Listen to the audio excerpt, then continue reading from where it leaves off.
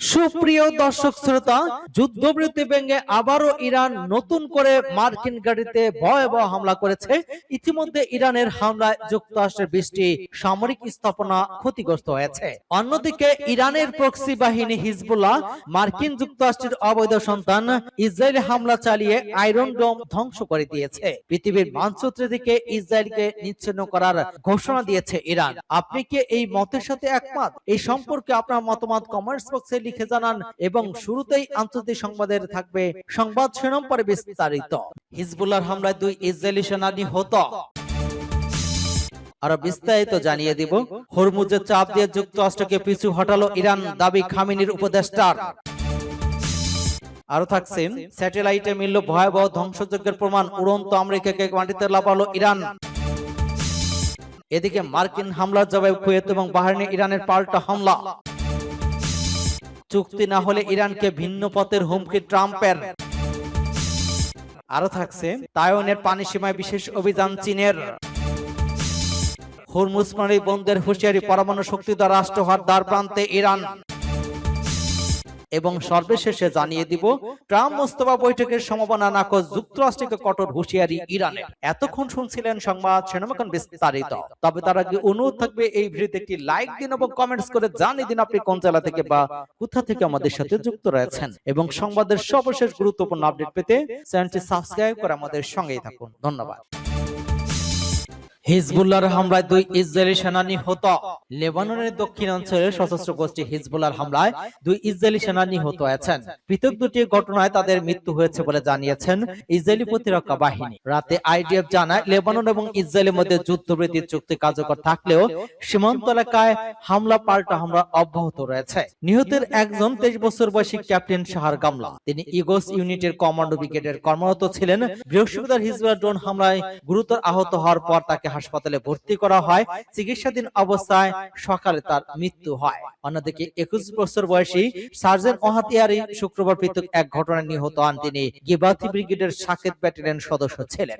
আইডিপির দাবি, দুর্ঘটনাবশত সংঘটিত গোলাগুলিতে তিনি প্রাণ হারিয়েছেন। কিভাবে ওই ঘটনা ঘটেছে তা তদন্ত করে দেখা হচ্ছে বলে জানিয়েছে ইসরায়েলি সেনাবাহিনী। এদিকে লেবাননের দক্ষিণাঞ্চলে ইসরায়েলির বাহিনীর সামরিক অভিযান অব্যাহত রয়েছে। আইডিএফ এর তথ্য অনুযায়ী শনিবার হিজবুল্লাহ 150টিরও বেশি স্থাপনা অবকাঠামো লক্ষ্য করে হামলা চালানো হয়েছে। হরমুজের চাপ দিয়ে যুক্তরাষ্ট্রকে পিছু হটালো ইরান, খামেনির উপদেষ্টার দাবি।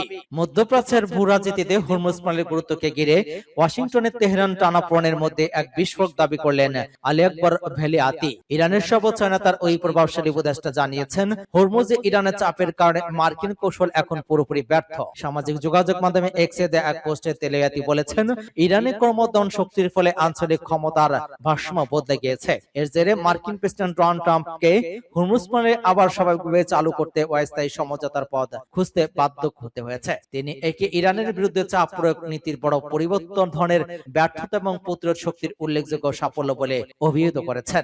এদিকে খামেনির আরেক উপদেষ্টা মোহসেন রেজাই বলেছেন, যুক্তরাষ্ট্রের সঙ্গে কোনো শান্তি চুক্তিতে যেতে হলে প্রথম শর্ত হিসেবে ইরানের জব্দ করা $24 বিলিয়ন সম্পদ ফেরত দিতে হবে। তিনি এটিকে ট্রাম্পের জন্য বিশ্বাসের পরীক্ষা বলে উল্লেখ করেছেন। রেজাই আরো সতর্ক করে দিয়ে বলেন, যদি ইরান নতুন করে যুদ্ধ শুরু হয় তাহলে শুধু পারস্য উপসাগরে সীমাবদ্ধ থাকবে না, লোহিত সাগর, ভূমধ্য সাগর এবং ভারত মহাসাগর পর্যন্ত ছড়িয়ে পড়তে পারে। স্যাটেলাইটে মিলল ভয়াবহ ধ্বংসযজ্ঞের প্রমাণ, উড়ন্ত আমেরিকাকে মাটিতে নামালো ইরান। যুদ্ধ শুরুর পর থেকে এ পর্যন্ত মধ্যপ্রাচ্যের যুক্তরাষ্ট্রের অন্তত 20টি সামরিক ঘাঁটি এবং স্থাপনা ইরানি হামলায় ক্ষতিগ্রস্ত হয়েছে। বিবিসি ভেরিফাই এর কথা, স্যাটেলাইট চিত্র এবং ভিডিও চিত্র এক বিশেষ বিশ্লেষণে এই তথ্য উঠে এসেছে, যা ওয়াশিংটনের জনসম্মুখে স্বীকার করা ক্ষয়ক্ষতির তুলনায় অনেক বেশি। গত ফেব্রুয়ারি মাসের শেষের দিক থেকে শুরু করে গত 3 মাসে ইরান মধ্যপ্রাচ্যের 8টি দেশে ছড়িয়ে থাকা যুক্তরাষ্ট্রের গুরুত্বপূর্ণ সামরিক লক্ষ্যবস্তুতে আঘাত হেনেছে। এর ফলে আমেরিকার অত্যাধুনিক বিমান প্রতিরক্ষা ব্যবস্থা, জ্বালানি সরবরাহকারী বিমান এবং রাডার স্টেশনগুলো মিলিয়ন মিলিয়ন ডলার ক্ষতিগ্রস্ত হয়েছে। পেন্টাগনের দাবি অনুযায়ী ইরান এবং লেবানন তাদের অপারেশন এপিক ফিউরি শুরু পর থেকে তারা ইরানি ভূখণ্ডে 13,000 বেশি লক্ষ্যবস্তুতে আঘাত হেনেছে। তবে তেহরানের বসে থাকেনি। যুক্তরাষ্ট্র এবং ইসরায়েলি যৌথ হামলার প্রতিশোধ হিসেবে তারা মধ্যপ্রাচ্য জুড়ে মার্কিন যৌথ সামরিক ঘাঁটিগুলো নিশানা করেছে।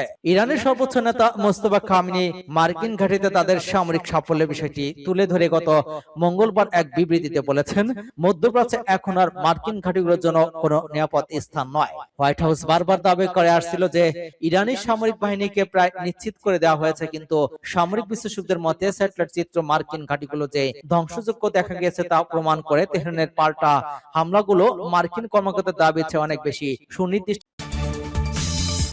মার্কিন হামলার জবাবে কুয়েত এবং বাহরাইন ইরানের পাল্টা হামলা। হরমুজ প্রণালীতে তেলবাহী জাহাজ এবং মার্কিন ড্রোন হামলা জের ধরে শনিবার ভোরে কুয়েত এবং বাহরাইনে অবস্থিত মার্কিন সামরিক ঘাঁটি এবং পঞ্চব নৌবহর লক্ষ্য করে 7টি ব্যালিস্টিক ক্ষেপণাস্ত্র নিক্ষেপ করেছে ইরানের আইআরজিসি। তবে মার্কিন সামরিক বাহিনীর দাবি শক্তিশালী প্রতিরক্ষা ব্যবস্থার কারণে ক্ষেপণাস্ত্রগুলো কোনোটাই লক্ষ্য পৌঁছাতে পারেনি এবং কোনো ক্ষয়ক্ষতি হয়নি। ইরানের মার্কিন ড্রোন হামলার জবাবে ভোরে উপসাগরীয় প্রতিবেশী কুয়েত এবং বাহরাইনে অবস্থিত মার্কিন সামরিক ঘাঁটি লক্ষ্য করে পাল্টা ক্ষেপণাস্ত্র হামলা চালিয়েছে ইরান। ইরানের আধা সরকারি সংবাদ মাধ্যম তাসনিম নিউজ এজেন্সির বরাতে জানায়, ইরানি ইসলামিক রেভলিউশন গার্ড কর্পস এক বিবৃতিতে জানিয়েছে তারা এয়ারস্পেস মিসাইল দিয়ে ওই অঞ্চলের শত্রু ঘাঁটিতে সফল হামলা চালিয়েছে। আইআরজিসির দাবি, মার্কিন সামরিক বাহিনীর নির্দেশনায় 4টি তেলবাহী জাহাজ ইরানের অনুমতি ছাড়াই কৌশলগতভাবে গুরুত্বপূর্ণ হরমুজ প্রণালী অতিক্রমের চেষ্টা করেছিল। ইরানি বাহিনীর পক্ষ থেকে জাহাজগুলোকে বারবার সতর্কবার্তা দেওয়া হলেও তারা এর উপেক্ষা করে অগ্রসর হতে থাকে। এক পর্যায়ে ইরান একটি তেলবাহী জাহাজকে লক্ষ্য করে হামলা চালালে সেটির চলাচল সম্পূর্ণ বন্ধ হয়ে যায় এবং বাকি 3টি জাহাজ পিছু হটতে বাধ্য হয়। তেলবাহী জাহাজের ইরানি পাল্টা হামলা মার্কিন বাহিনী। যুক্তরাষ্ট্রের সামরিক সেন্টার কমান্ড জানায়, তারা হরমুজ প্রণালী দিকে ধেয়ে আসা ইরানের 4টি ড্রোন ভূপাতিত করেছে। পাশাপাশি মার্কিন বাহিনী ইরানের দক্ষিণাঞ্চল উপকূলের কেশমদ্বীপ, সিরিক এবং গোরুক এলাকায় অবস্থিত ইরানের উপকূলীয় নজরদারি রাডার সাইট এবং টেলিযোগাযোগ স্থাপনাগুলোতে আকস্মিক ড্রোন হামলা চালায়। চুক্তি না হলে ইরানকে ভিন্ন পথের হুমকি ট্রাম্পের।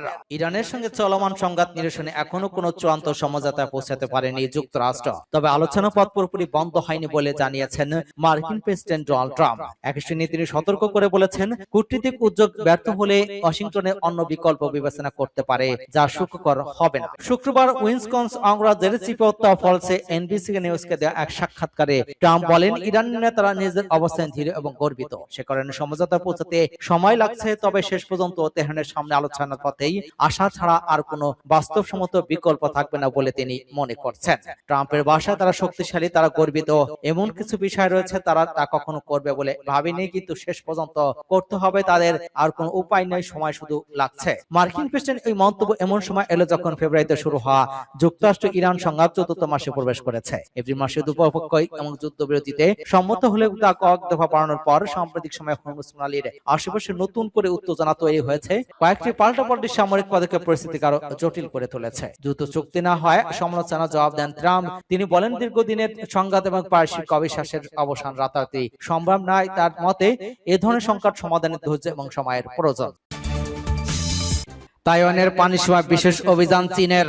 জাপান এবং ফিলিপাইনের মধ্যে তাইওয়ানের পূর্ব দিকে সমুদ্র সীমা নির্ধারণ নিয়ে সাম্প্রতিক আলোচনার পর তাইওয়ানের পূর্বাঞ্চলে পানি সীমার একটি বিশেষ অভিযান পরিচালনা করছে চীন। শনিবার দেশটির রাষ্ট্রীয় সংবাদ মাধ্যম এই তথ্য জানিয়েছে। গত মাসে টোকিও ও ম্যানিলা ঘোষণা দেয় যে তাদের মধ্যকার বিশেষ অর্থনৈতিক অঞ্চল এবং মহাসাগরের সমুদ্র সীমা নির্ধারণের আনুষ্ঠানিক আলোচনা শুরু করবে।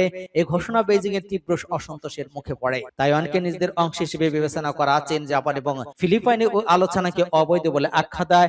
একই সঙ্গে ওই পানি সীমার উপর নিজেদের একক কর্তৃত্বের দাবিও পুনর্ব্যক্ত করে। দেশটির রাষ্ট্রীয় বার্তা সংস্থা সিনহুয়ার খবরে বলা হয়, শনিবার চীনের পরিবহন মন্ত্রণালয়ের উদ্যোগে ফুজিয়ান এবং ওয়াংডু উপকূলে প্রদেশের সামুদ্রিক পুলিশ বাহিনী তাইওয়ান দ্বীপের পূর্বাঞ্চল পানি সীমার একটি বিশেষ সামুদ্রিক ট্রাফিক আইন প্রয়োগ অভিযান পরিচালনা করে। তবে অভিযানের বিস্তারিত তথ্য প্রকাশ করা হয়নি। কতক্ষণ অভিযান চলছে, এটি এখনো অব্যাহত আছে কিনা, কিংবা এলাকায় সামুদ্রিক পুলিশ জাহাজ মোতায়েন করা হয়েছিল কিনা এ বিষয়ে কোনো তথ্য জানানো হয়নি।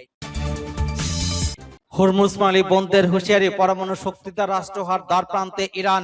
ইরান নিজেকে পরমাণু শক্তিধর রাষ্ট্র হিসেবে ঘোষণা করার একেবারে দ্বার প্রান্তে রয়েছে এবং দেশটি একটি পরমাণু বোমার বিস্ফোরণ ঘটানোর হুমকি দিয়েছে বলে দাবি করেছেন মার্কিন গোয়েন্দা সংস্থা সিআইএ এর সাবেক বিশ্লেষক ল্যারি জনসন। ইরান নিজেকে পরমাণু শক্তিধর রাষ্ট্র হিসেবে ঘোষণা করার একেবারে দ্বার প্রান্তে রয়েছে এবং দেশটি একটি পরমাণু বোমার বিস্ফোরণ ঘটানোর হুমকি দিয়েছে বলে দাবি করেছেন মার্কিন কেন্দ্রীয় গোয়েন্দা সংস্থা সিআইএ এর সাবেক বিশ্লেষক ল্যারি জনসন। এফি আল জাজিরা সিএনএন, জাজিং Freedom podcast, Express Tribune, Times of ইন্ডিয়ার সংবাদে এটা প্রকাশিত হয়েছে। জাজিং ফ্রিডম পডকাস্টে বিচারক অ্যান্ড্রু নেফোডেন্টের সঙ্গে আলোচনায় ল্যারি জনসন দাবি করেছেন, পাকিস্তানের উপপ্রধানমন্ত্রী এবং পররাষ্ট্রমন্ত্রী ইসাক দার ব্যক্তিগতভাবে যুক্তরাষ্ট্রের পররাষ্ট্রমন্ত্রী মার্ক রুবিওকে রেড অ্যালার্ট বার্তা পৌঁছে দিয়েছেন। এই দাবির মাধ্যমে 29 মে ইসাক দার এবং মার্ক রুবিওর বৈঠক নতুন করে আলোচনায় আসে।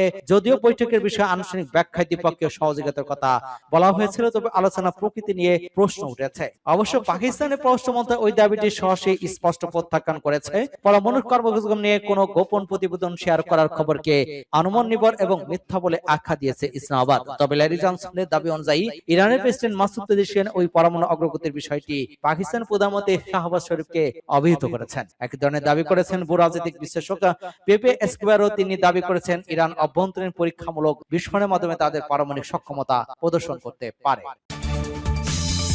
ট্রাম্প মোস্তফা বৈঠকের সম্ভাবনা নাকচ, যুক্তরাষ্ট্রকে কঠোর হুঁশিয়ারি ইরানের। মার্কিন প্রেসিডেন্ট ডোনাল্ড ট্রাম্প ইরানের সর্বোচ্চ নেতা মোস্তফা কামিনির সঙ্গে বৈঠককে নিজের জন্য সম্মানজনক আখ্যা দিয়ে সাক্ষাতের যে ইচ্ছা প্রকাশ করেছিলেন তা সরাসরি নাকচ করে দিয়েছেন সর্বোচ্চ নেতা আয়াতুল্লাহ মোস্তফা খামেনির জ্যেষ্ঠ উপদেষ্টা এবং ইসলামী রেভলিউশন গার্ড কোরের সাবেক প্রধান কমান্ডার মোহসেন রেজাই। শুক্রবার সিএনএনের এক সাক্ষাৎকারে তিনি স্পষ্ট জানিয়ে দেন, এমন কোনো বৈঠক হবে না। একই সঙ্গে তিনি যুক্তরাষ্ট্রকে কঠোর হুঁশিয়ারি দিয়ে বলেছেন, ইরানের বিরুদ্ধে পুনরায় আগ্রাসন চালালে ওয়াশিংটন এক অন্ধকার এবং অন্তহীন সুড়ঙ্গে প্রবেশ করবে। কারণ মার্কিন প্রশাসন ভালো করে জানে যুদ্ধের চেয়ে আলোচনা খরচ অনেক কম। যুক্তরাষ্ট্র ইরানের অবকাঠামো লক্ষ্য করে বারবার যে হুমকি দিচ্ছে সে বিষয়ে সতর্ক করে রেজাই বলেন, যুদ্ধ এবং অবরোধ অব্যাহত থাকলে ইরান যে সংঘাতকে আঞ্চলিক সীমানা ছাড়িয়ে ভারত মহাসাগর, লোহিত সাগর, বাবেল মানদেব প্রণালী এবং ভূমধ্য সাগর পর্যন্ত বিস্তৃত করবে, যা যুক্তরাষ্ট্রের জন্য অত্যন্ত ভয়াবহ পরিণতি ডেকে আনে।